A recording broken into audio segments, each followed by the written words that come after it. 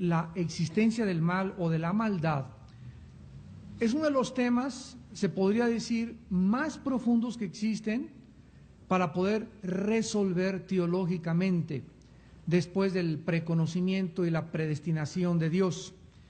Porque muchísima gente, como hemos visto en las primeras conferencias, sobre todo ateos, siempre usan o esgrimen como excusa el que, pues si Dios es bueno, ¿por qué permite el sufrimiento? Y yo no entiendo cómo puede Dios ser amoroso y misericordioso si permite la maldad. O, si Dios es todopoderoso, ¿por qué no acaba ya con Satanás? Todo este tipo de preguntas que están en un nivel, que es en el nivel que podríamos nosotros definir con la Biblia, el nivel humano, es un nivel totalmente reducido y limitado.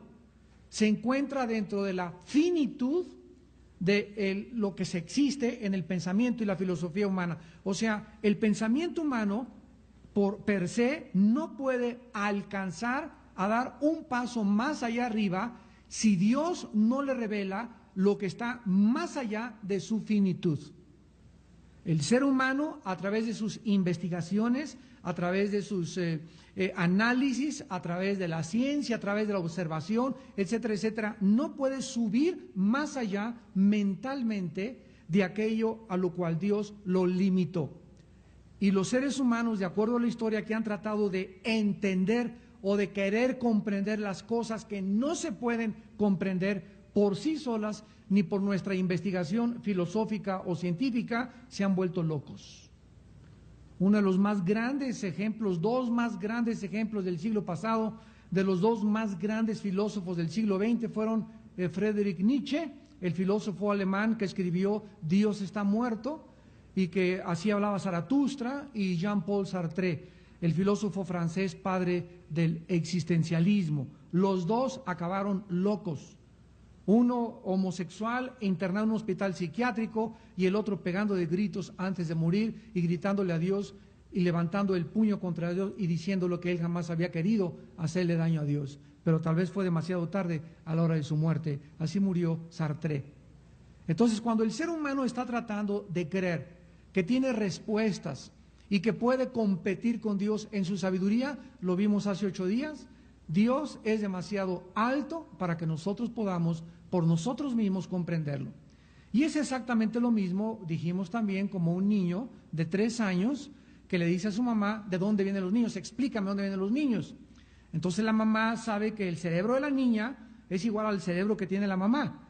La diferencia entre el cerebro de un niño de 3 años y una señora de 40 años es simplemente el desarrollo, ¿verdad? Tienen el mismo cerebro, pero no está desarrollado con la capacidad pensante para entender filosofía, matemáticas, cálculo diferencial, etcétera, etcétera.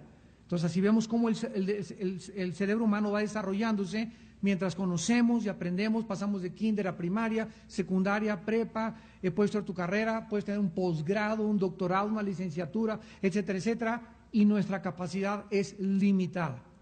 Y cuando llegamos ya a esa limitación, nos damos cuenta que necesitamos a Dios. Este es el problema de los científicos que son ateos.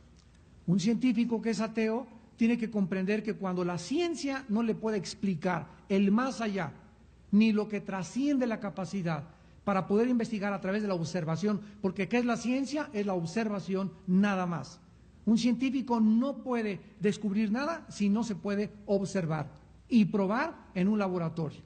Entonces, cuando esto se enfrenta en nuestra vida, nos damos cuenta que necesitamos una revelación porque existe lo sobrenatural y existe otra dimensión que no es la de las 4 dimensiones en la que vivimos y en la que solamente Dios nos los puede revelar.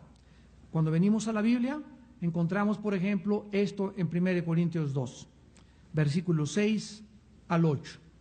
Sin embargo, hablamos sabiduría entre los que han alcanzado ¿qué cosa? Estos temas que estamos aquí tratando los jueves, Dios y la existencia del mal, para muchos se han empachado totalmente. Otros salen de aquí, ¿verdad?, girando, otros pues no le entiendo, y no te preocupes, dentro de 5 años lo vas a entender. Pon el casete otra vez y lo vas a entender, o lo vas a entender dentro de los próximos 3 meses o el año que entra, pero si tú te enfrentas con algo o con explicaciones que te es difícil comprender, es como cuando llegas a estudiar álgebra, ¿verdad? Al principio los binomios y las incógnitas y los logaritmos pero comienza el maestro a despejar incógnitas y a explicarnos esto y comenzamos a entender y nos damos cuenta que no entendíamos porque no nos habían explicado y nuestro cerebro no estaba desarrollado porque antes del álgebra necesitamos matemáticas y aritmética. Entonces, sin saber aritmética ni matemáticas no puedes llegar a estudiar álgebra en el primer año de primaria. Tienes que comenzar con sumas, restas, multiplicaciones, etcétera, etcétera. Y así es en el ámbito y en la dimensión espiritual. Esta sabiduría que estamos hablando, estos temas tan profundos de la existencia de la maldad, los hablamos entre los que han alcanzado madurez. Me quiero ir muy despacio en esta tarde. Vamos ahora, no pierdan esta hoja, 1 Corintios 2, y vamos a saltarnos a Hebreos capítulo 5, para que la Biblia nos explique quiénes son los que han alcanzado madurez. Y tal vez es una respuesta para ti en esta tarde de por qué no entiendes. Porque hay muchos que deberían ya entender. O sea, ya tienes 5 años en Cristo, 8 años en Cristo, y deberías ya entender. Pero hay un problema en tu vida espiritual por lo cual sigues sin entender. Y lo explica Hebreos 5, del 12 al 14. Porque debiendo ser ya maestros, después de tanto tiempo, tenéis necesidad de que se os vuelva a enseñar cuáles son los primeros rudimentos de la palabra de Dios. Hay cristianos que necesitan volver otra vez, se les necesita volver a recordarles, hermano, todos los días ora, hermano, todos los días lee tu Biblia, hermanos, todos los días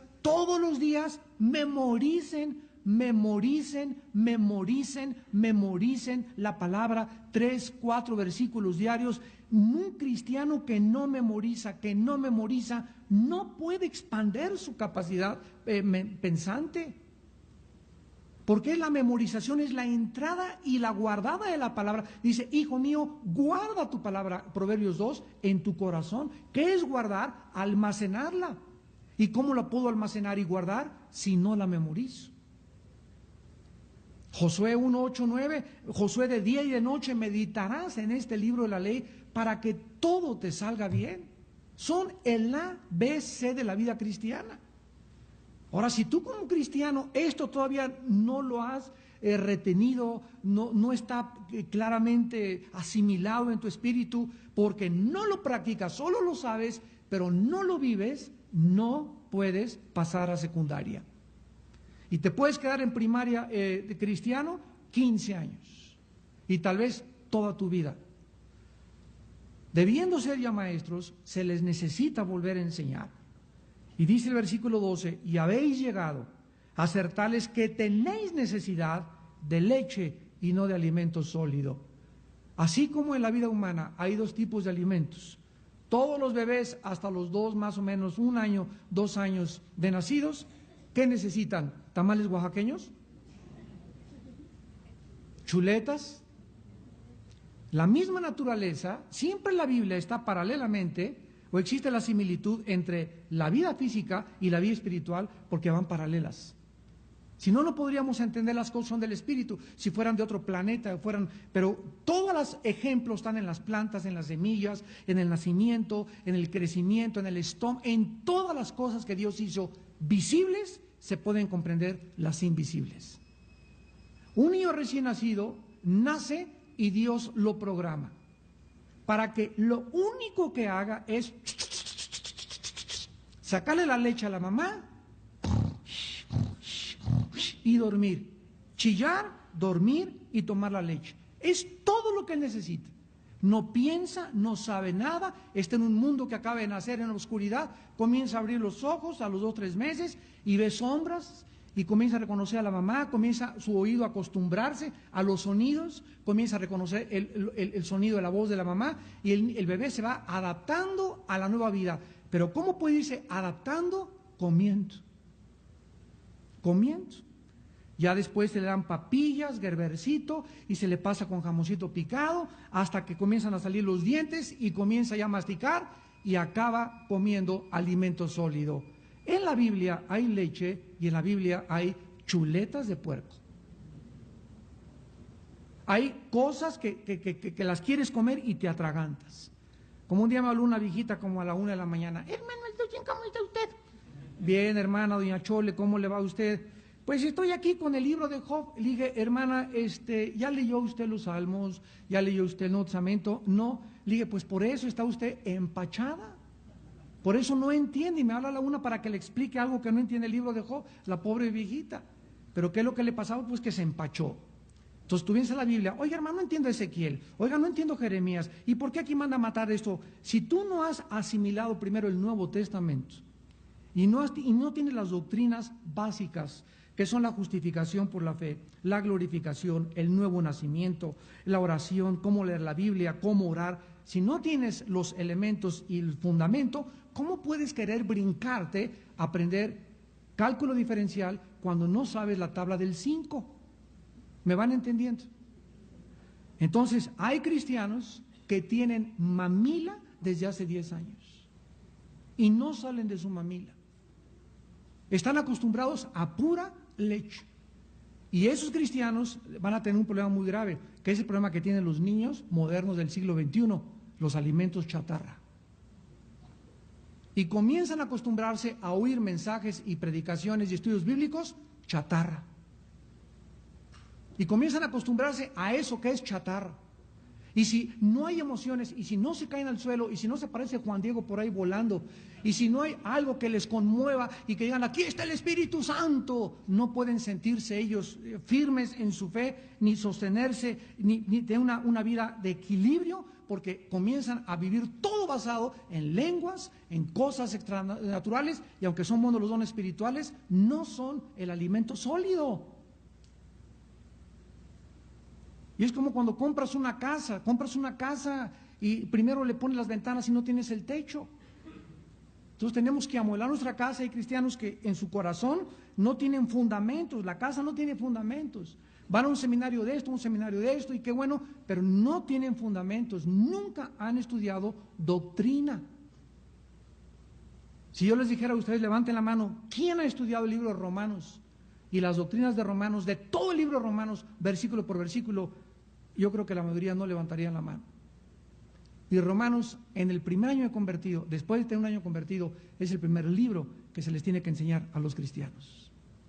Porque contiene las más grandes y fundamentales doctrinas de la Biblia. Romanos es la columna vertebral del 1 al 12 de toda la vida cristiana. Dice el versículo 13 de Hebreos 5, y todo aquel que participa de la leche es inexperto en la palabra de justicia, porque es niño. O sea, ¿qué significa esto? Que estos cristianos, bebés, no estamos hablando de los recién nacidos, que es normal que no entiendan, sino de los que ya deberían entender, son inexpertos. O sea, llegan a la Biblia y se atoran, y yo no entiendo aquí, y no puedo explicar esto, y viene cualquier persona y se los jala y se los lleva. Viene un mormón y te dice, nosotros somos dioses, pruébale que no eres Dios. Viene un testigo de Jehová y te dice que el infierno no existe y que Cristo no es el Mesías y que vamos a dormir todos y que no es cierto que hay conciencia después. ¿Tienes versículos para demostrárselos? Un católico te dice que él también cree en Cristo y que él también tiene fe. ¿Le puedes demostrar que la fe es sin los sacramentos y sin las obras? Y que no hay más que un mediador entre Dios y los hombres, que es Jesucristo, y no las vírgenes ni los santos. Lo puedes tú con la Biblia demostrarlo, pero hagan de cuenta que es como un espadachín, ¿verdad? La palabra se compara con una espada. Entonces, antiguamente a los príncipes y los soldados les daban la espada y tenían una machira chica y tenían una grande, y los enseñaban a usar con las dos manos la grande y a usar con una mano la chica. ¿Para qué? Para que se volvieran expertos, y si viniera un grandotote, ¡paz! Pudieran usarla. Y la Biblia es nuestra espada. Entonces llega un testigo de Jehová y te comienza, tum, tum, tum, tum, y tú, no sabes espadear, no sabes meterte, no sabes poder derribar los argumentos, no sabes quitarle esas filosofías que él tiene, porque no las sabes manejar, eres inexperto. ¿Por qué eres inexperto? Por la leche. Porque solamente los que comen alimento sólido son expertos en la palabra. Y dice finalmente el versículo 14, nuestra explicación, pero el alimento sólido es para los que han alcanzado. ¿Qué dice 1 Corintios 2? Hablamos sabiduría entre los que han alcanzado madurez. ¿Quiénes son los que han alcanzado madurez? Los que comen alimento sólido ya. Ahora, ¿cómo puedes llegar a la madurez? Versículo 14. Los que por el uso tienen los sentidos. ¿Cuántos sentidos tenemos? Vista, olfato, gusto, tacto y oído. Son los 5 sentidos, las 5 ventanas del alma. Entonces yo todos los días, cuando salgo a la calle, y tú también, tengo abiertos mis ojos y tengo abiertos mis oídos. Yo tengo que aprender a ejercitar, a no ver lo que Dios no quiere ver. Tengo que acostumbrar mis ojos, tengo que ejercitar mi sentido del ojo, para que cuando pase una mujer, ¿verdad?, guapísima, etcétera, pues ya la vi, pues ya ni modo, pero no me voy a quedar ahí como menso viéndola 5 minutos. O no voy a pasar y voy a ver una revista pornográfica, voy a ver a las mujeres, o tratar de evitar un programa de televisión. Voy a acostumbrar mis ojos a cambiarle de canal y no retener mi vista ahí. Voy a acostumbrar mis oídos a no oír cosas que le desagradan a Jesús. Ni chismes, ni groserías, ni chistes tontos, aunque sea mi familia. Y voy a comenzar a acostumbrar mi boca a no meterme, ¿verdad?, conchas de la tía Rosa para cenar. Grasas, colesterol. Voy a acostumbrar todo absolutamente a no tocar. Voy a acostumbrar todo para que mis sentidos puedan estar ejercitados. Ahora fíjate, a través de este ejercicio, de esta disciplina, dice la Biblia, disciernes entre el bien y entre el mal.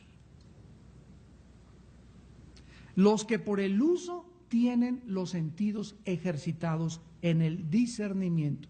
Escribe por favor la palabra discernimiento. Significa distinguir entre el bien y entre el mal, entre el error y la verdad, entre lo blanco y lo negro, entre lo dulce y lo amargo. Hay una palabra en Romanos 1 que se usa para los degenerados y depravados moralmente, los homosexuales, etcétera, etcétera, y es que Dios los entrega a pasiones a una mente reprobada. Esa palabra mente reprobada significa una mente que no discierne entre el bien y entre el mal.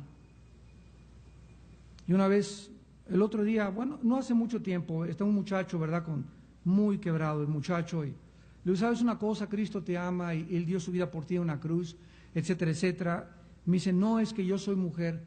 Yo le dije así de una forma vulgar, agresiva y ruda, ve y bájate los calzones en el espejo y ve si eres mujer.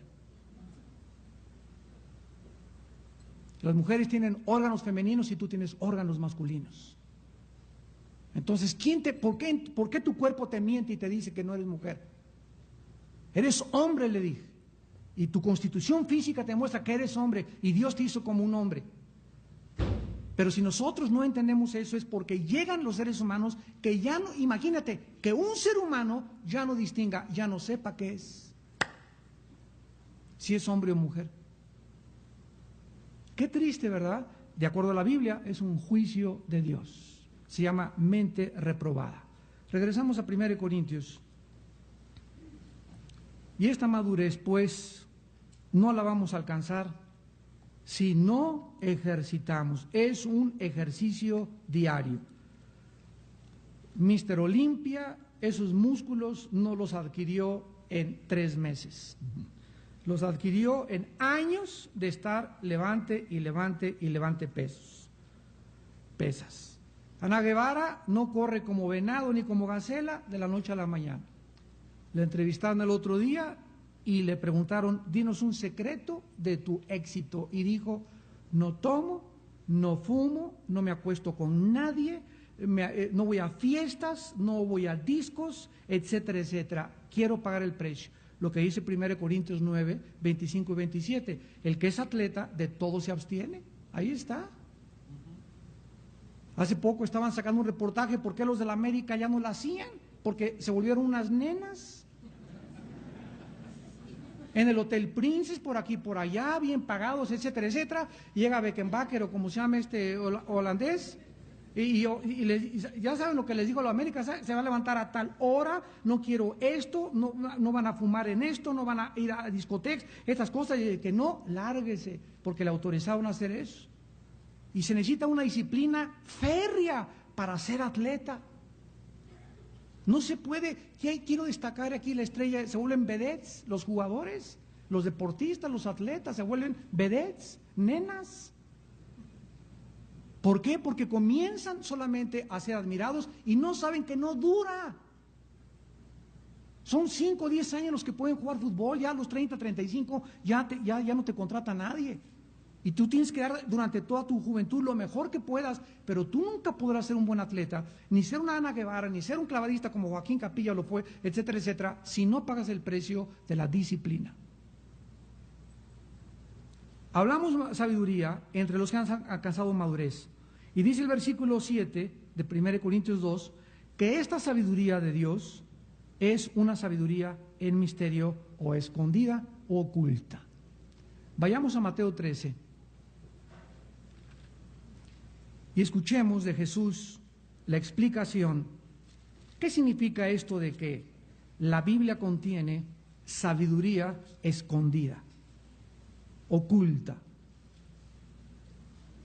En Mateo 13, versículo 13, Jesús está hablando y dice, por eso les hablo por parábolas, porque viendo no ven, y oyendo no oyen ni entienden, de manera que se cumple en ellos la profecía de Isaías que dijo, de oídos oiréis y no entenderéis, viendo veréis y no percibiréis. Y luego dice en el versículo 16, bienaventurados vuestros ojos porque ven y vuestros oídos porque oyen, porque de cierto les digo que muchos profetas y justos desearon ver lo que veis y no lo vieron, y oír lo que oís y no lo oyeron. Jesucristo les está diciendo a los discípulos, el sembrador salió a sembrar, una parte cayó junto al camino, otra de las piedras, otra en las espinas, otra cayó en buena tierra, y todos estaban oyendo.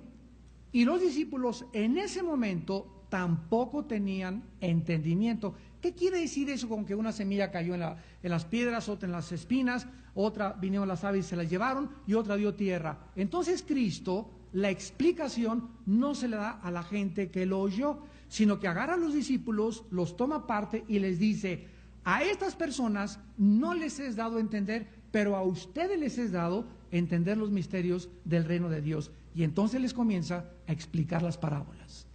El sembrador es el que sale, la semilla es la palabra de Dios, la tierra es el corazón humano. Y estos junto al camino son aquellos que reciben la palabra pero no entienden. Viene el diablo y se lleva la palabra para que no crean y se salven. La que cayó entre piedras son los que por la persecución y las pruebas abandonan la palabra y se apartan del camino. La que cayó entre espinos son aquellos que por los afanes de la vida y los afanes de la riqueza ahogan la palabra y se hacen infructuosa. Más la que cayó en buena tierra son los que corazón bueno y recto retienen la palabra y dan fruto al 100, 60 y 30 por uno. Esta explicación se las da ¿a quiénes?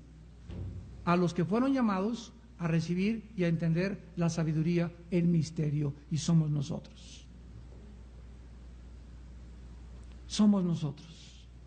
Jesús diario te está esperando, hermano y hermana en Cristo, para explicarte su palabra, si tú tienes comunión con Él en la madrugada. Dice la palabra, de mañana me encontraréis, de mañana me escucharéis y Él oirá mi voz.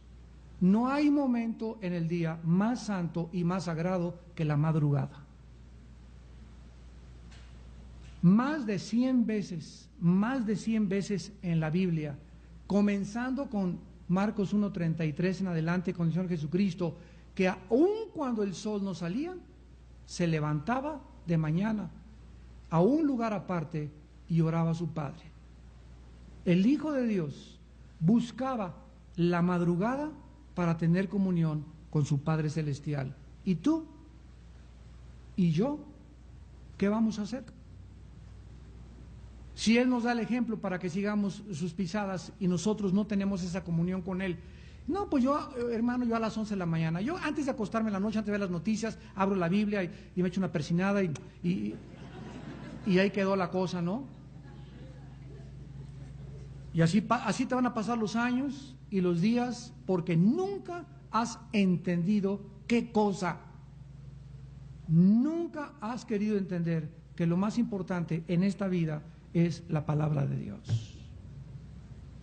Aunque seas arquitecto, aunque seas plomero, aunque seas doctor, no importa la profesión, el oficio que tengas o seas pastor, yo conozco a pastores que no viven en la palabra de Dios, que ya es el colmo. La palabra de Dios es la única razón por la cual Dios va a prosperar tu vida. Si tú crees esto, lo obedeces. Dios ha hablado y nuestra parte es obedecerlo. Terminamos aquí en 1 Corintios para pasar a la segunda parte y dice el apóstol Pablo que esta sabiduría escondida, oculta, que Dios predestinó, versículo 7, antes de los siglos para nosotros, para nuestra gloria, la que ninguno de los príncipes de este siglo conoció, porque si la hubieran conocido, nunca habrían crucificado al Señor de gloria. ¿Se acuerdan lo que les conté que dijo el Dalai Lama? Y se lo dijo a Juan Pablo II, al Papa, que Cristo, de acuerdo a su consideración, había sido un perdedor porque se había dejado crucificar. El mundo, la sabiduría de Dios no la entiende. Vimos ya que el mundo vio a la cruz hace 2000 años y vieron a ese hombre hecho pedazos. Si Él es Dios, ¿por qué su Padre, que no lo ama a Dios? ¿Por qué deja que lo despedacen? ¿Cómo puede un padre dejar que a su hijo lo despedace en la cruz si tiene el poder para quitarse a los enemigos? ¿Cómo es posible que no se haya defendido si Él tiene el poder de levantar a los muertos? ¿Por qué no se baje la cruz y por qué no se salve Él mismo y salva a los demás? Dios enloqueció el intelecto humano en la cruz para demostrar que para que alguien comprenda sus caminos nos tienen que ser revelados.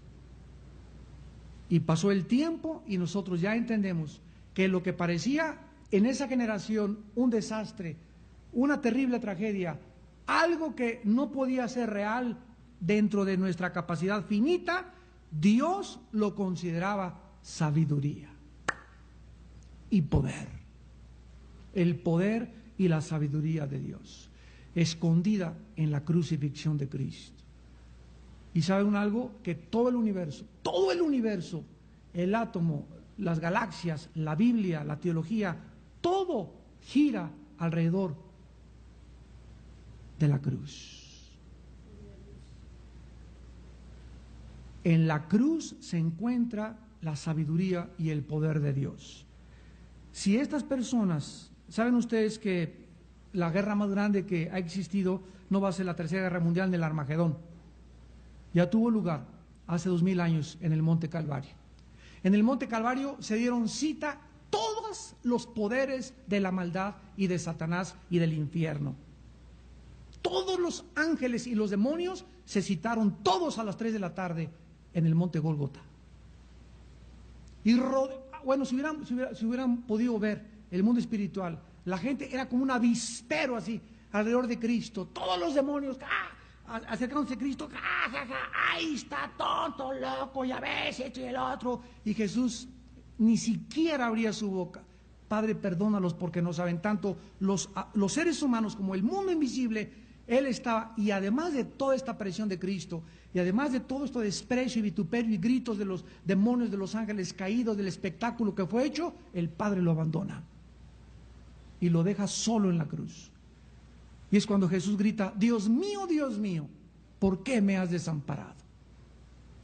La respuesta es: por nuestros pecados. Al que no conoció pecado, por nosotros se hizo pecado. 2 Corintios 5:21. Para que nosotros fuésemos hechos la justicia de Dios en Él. Mas Él herido fue por nuestras rebeliones, molido por nuestros pecados. El castigo de tu paz y mi paz fue sobre Él, y por sus llagas fuimos nosotros curados. Dios escogió lo vil y lo menospreciado y lo insensato desde nuestra manera de pensar, y para Él representa el poder y la sabiduría de su gloria. Este es el Dios que servimos, y es por eso que la Biblia nos muestra continuamente que tenemos que comenzar a pensar así, porque tenemos la mente de Cristo. Miren ustedes a Abraham. Abraham, vas a ser papá. Gracias, Señor. Qué bueno, alabío, alabado y mombá. Mi hijo, ra. Pasan 25 años, Dios habló una vez, pasan 25 años, Abraham llega a los 100, Sara tenía casi 90 y nada de hijo. Van con el ginecólogo y les dice, ni con Viagra. Pero ni con nada, ¿verdad? Entonces, esta es la forma de trabajar de Dios. Dios nos deja llegar a lo último de nuestra capacidad humana para ahí Él manifestarse y decirnos, yo soy Dios. Dios te cierra las puertas para que no encuentres trabajo en ningún lado, para que llegue ese momento donde digas, Señor, si no eres tú el que me abres la puerta y si no me acerco yo a ti, jamás podré salir adelante. Y ahí Dios actúa milagrosamente. Pero Dios es experto en llevarnos al final de nuestra vida, para que la gloria sea para Él. Dios le dice a los judíos, váyanse y escápense, y se los lleva entre el Mar Rojo y los egipcios. Y ahí estaban los judíos atrapados entre la espada y la pared. El mar enfrente, los egipcios detrás. ¿Y por qué los llevó Dios? A propósito, Dios los llevó ahí para mostrarles que cuando te sientas atrapado, no digas, Señor, ya no puedo, Señor, ni recurras a una copa de tequila, ni a un toque de mota, ni a un pericazo, ni a una mujer, sino que en ese momento, cuando llegamos al final de nosotros y humanamente no vemos ninguna puerta, sino que nos sentimos atrapados y que ya no hay salida, ahí es cuando debemos de caer de rodillas.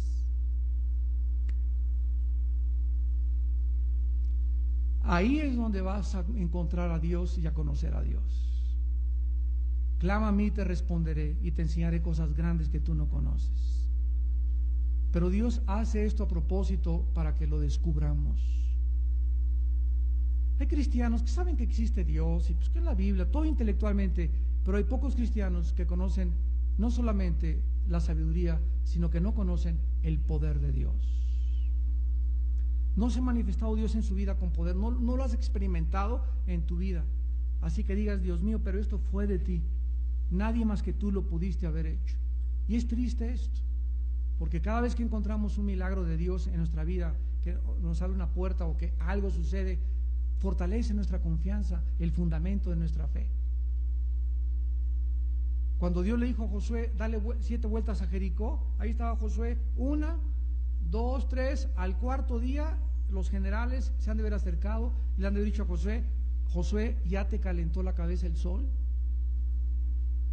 Imagínense también ahí arriba los que estaban en la torre, en las murallas, ¿no? Esos locos ya les calentó, pura vuelta y vuelta aquí, todos los días se levantan y tutú, y nada de flechas lanzan y puro tutú, pues que están locos, ¿verdad? Y antes de que entraran y conquistaran Canaán, Josué era el que tomaba la posición de Moisés.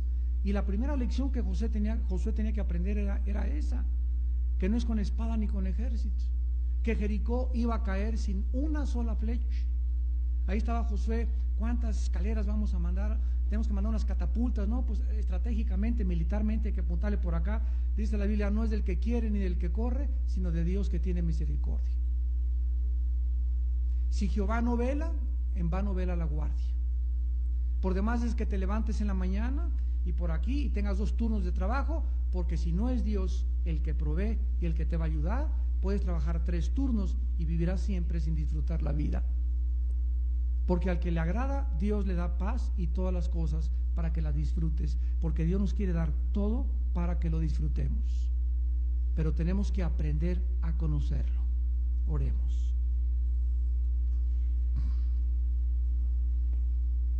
Señor, te damos gracias por tu poder y tu sabiduría, porque eres inmenso, Señor. Oh profundidad del conocimiento y la sabiduría de Dios. Cuán inescrutables son tus pensamientos e insondables tus caminos. Porque ¿quién conoció la mente de Dios? ¿Quién le puede aconsejar a Dios y decirle, lo que has hecho lo has hecho mal? ¿Quién puede entender más que aquellos que con humildad han reconocido su propia finitud y limitación y le han permitido al Espíritu Santo, que es el Maestro y el que nos guía a toda la verdad, vivir para el crucificado. Haya pues en vosotros este sentir que hubo en Cristo Jesús, el cual siendo en forma de Dios no estimó el ser igual a Dios. Oh Padre, el solo pensamiento de que tú bajaste a este mundo, a este basurero, y te hiciste como uno de nosotros, y no solamente te hiciste como un ser humano, sino que te humillaste. Les lavaste los pies a tus discípulos, tú, el creador del universo. El Dios Todopoderoso les lavó los pies. Dejaste que te arrestaran y no levantaste tu voz cuando te pusieron clavos en las manos,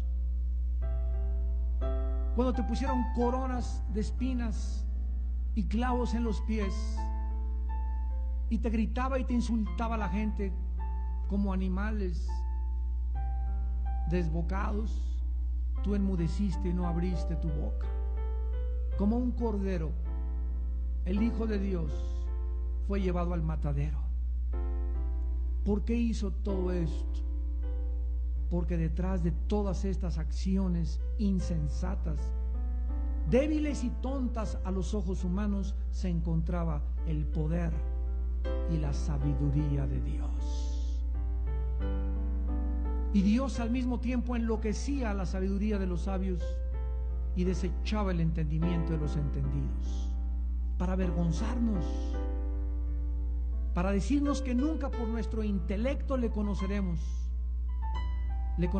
por la revelación. A Dios se le conoce por revelación, y esta revelación viene de arriba hacia abajo, no de abajo hacia arriba, porque viene del Espíritu de Dios. Porque el Espíritu todo nos ha revelado, aún lo profundo de Dios, para que sepamos lo que Dios nos ha concedido.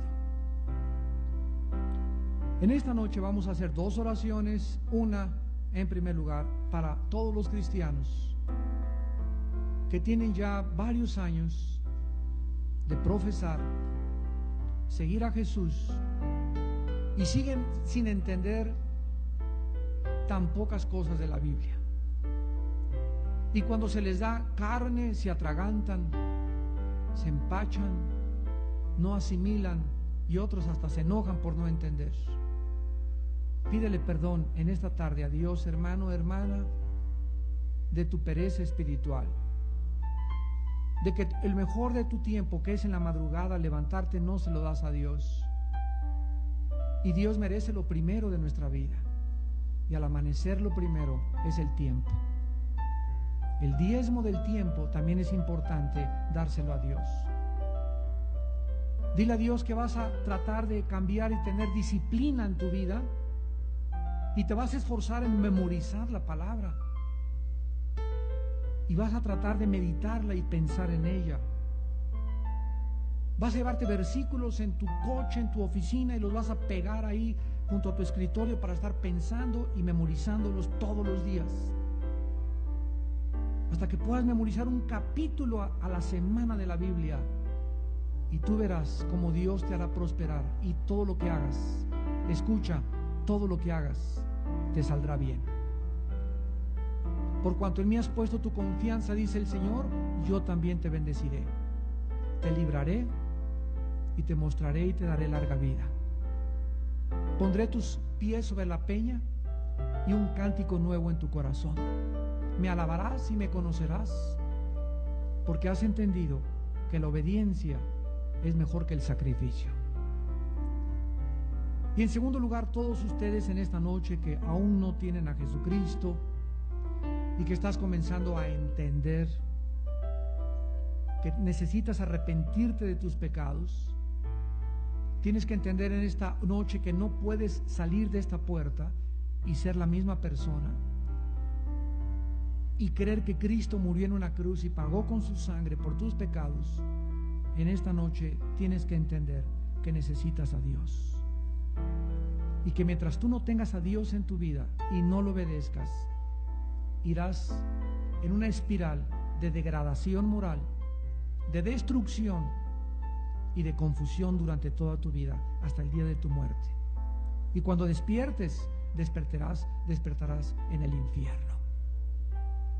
Lo creas o no lo creas, es la paga del pecado, es la muerte. Si tú en esta tarde quieres invitar a Cristo a tu vida, ahí desde tu lugar, dile estas palabras: Señor mío y Dios mío, entiendo que necesito arrepentirme de mis pecados, que ya no puedo seguir viviendo como estoy viviendo, y he comprendido que solo tú me puedes cambiar, que yo por mí mismo, por mí misma, jamás podré cambiar mi manera de vivir. Señor, perdóname, he pecado contra ti. Creo que en la cruz tu Hijo pagó con su sangre por mis pecados. Señor Jesucristo, creo que tú eres el único Mesías y que fuera de ti mi vida no tiene esperanza. Creo que a los 3 días te resucitaste entre los muertos y que vienes muy pronto a recogernos, a los que hemos confiado en tu obra en esa cruz. Te pido en este instante que entres a mi vida. Te abro las puertas de mi corazón para que gobiernes mi vida, para que seas mi Señor y mi Salvador. Porque te lo pido y te doy las gracias en el nombre de Jesús. Amén.